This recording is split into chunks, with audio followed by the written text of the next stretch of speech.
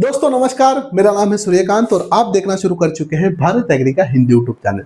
आज के वीडियो का जो टॉपिक है वो थोड़ा सा हटके है।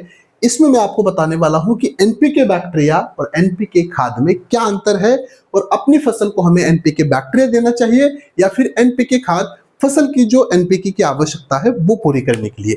बहुत ही सही टॉपिक है। कई सारे किसानों ने हमें इसके बारे में सवाल पूछा था, इसलिए हम ये वीडियो बना रहे हैं।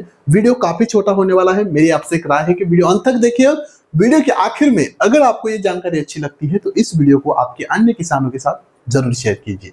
चलिए दोस्तों, बिना किसी देरी के शुरू करते हैं। देखिए, मैंने यहाँ पर एक टेबल बनाया है और मैं आपको टेबल के माध्यम से कंपैरिजन करके बताने वाला हूं कि एनपीके बैक्टीरिया और एनपीके खाद में आखिर क्या अंतर है और हमें अपनी फसल को क्या देना चाहिए एनपीके की आवश्यकता पूरी करने के लिए।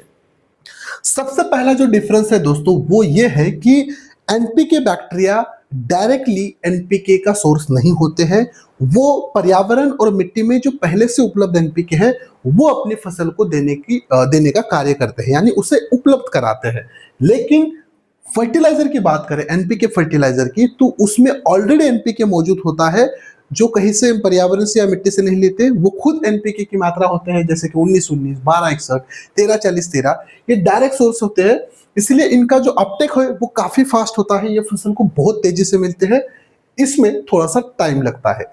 दूसरा डिफरेंस ये है कि मान लीजिए आपने फसल में एनपीके बैक्टीरिया डाले हैं, तो ये फसल को काफी लंबे समय तक, मान लिया कि धीरे धीरे काम करते हैं, लेकिन काफी लंबे समय तक फसल को एनपीके देने का काम करते हैं। लेकिन एनपीके खाद की बात करें तो जितना एनपीके उनमें है वो उतने ही दिन तक काम करते हैं, यानी या तो ये वाटर सोल्यूबल हो सकते हैं या फिर मिट्टी में मिलाने वाले हो सकते हैं।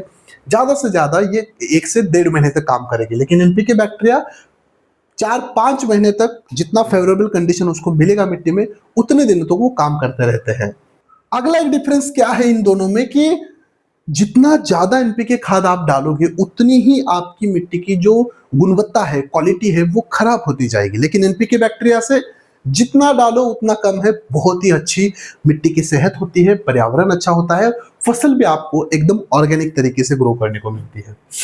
आखिरी जो डिफरेंस है कि एनपीके बैक्टीरिया को आप किसी भी अन्य फंजीसाइड या फिर इंसेक्टिसाइड या फिर किसी भी अन्य रासायनिक प्रोडक्ट के साथ नहीं मिला सकते। लेकिन एनपीके खाद को आप रासायनिक कीटनाशक, फफूंदनाशक या फिर किसी भी रासायनिक मॉलिक्यूल के साथ इस्तेमाल कर सकते हो। सिर्फ आपको हर्बिसाइड यानी शाकनाशी के साथ इसको नहीं मिलाना है।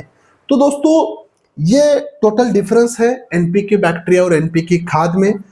अब देखते हैं कि दोनों की तुलना में कौन सा बेहतर है। अगर हम इसकी गति की बात करें, यानी काम करने का तरीका अगर हम देखें, तो एनपीके बैक्टीरिया जो है वो थोड़ा सा धीरे धीरे काम करता है। एनपीके खाद काफी तेज गति से काम करता है, तुरंत फसल को अपटेक करने के लिए मिलता है। अगर पर्यावरण का प्रभाव देखें तो दोस्तों, एनपीके खाद डेफिनेटली आपको मिट्टी की जो क्वालिटी है उसको कम करेगा, लेकिन एनपीके बैक्टीरिया ये जो है वो मिट्टी को और उपजाऊ बनाने का काम करते हैं। टिकाऊपन अगर देखें तो एनपीके बैक्टीरिया मिट्टी में बहुत ज्यादा समय के लिए रहते हैं। एनपीके खाद जो है वो सिर्फ मैक्सिमम, मैंने जैसे कहा, 1.5 महीने तक आपके मिट्टी में रहेगा। एनपीके बैक्टीरिया 4-5 महीने तक रह सकते हैं अगर सही नमी आपने मिट्टी में मेंटेन रखी है तो। लागत की बात करें तो डेफिनेटली एनपीके खाद महंगा है और एनपीके बैक्टीरिया थोड़े से किफायती यानी सस्ते मिलते हैं। तो दोस्तों आखिर क्या डिसीजन है कि एनपीके बैक्टीरिया या फिर एनपीके खाद। देखिए, अगर आपको तुरंत अपनी फसल को एनपीके देना है तो मैं आपको सजेस्ट करूंगा एनपीके खाद की तरफ जाइए। लेकिन अगर आपको जैविक तरीके से खेती करनी है, अगर आपको मिट्टी की क्वालिटी मेंटेन रखनी है, तो डेफिनेटली मैं रिकमेंड करूंगा कि आपको एनपीके बैक्टीरिया इस्तेमाल करने चाहिए। लेकिन यहाँ पर भी मैं आपको एक फॉर्मूला बता देता हूँ। हमेशा 60-40 का फॉर्मूला मेंटेन कीजिए, यानी आपको ऑप्शन नहीं है इसलिए हमें 60% रासायनिक एनपीके खाद का इस्तेमाल करना है, लेकिन 40% ट्राई कीजिए कि आप एनपीके बैक्टीरिया इस्तेमाल करें, जैविक तरीके से खेती करें।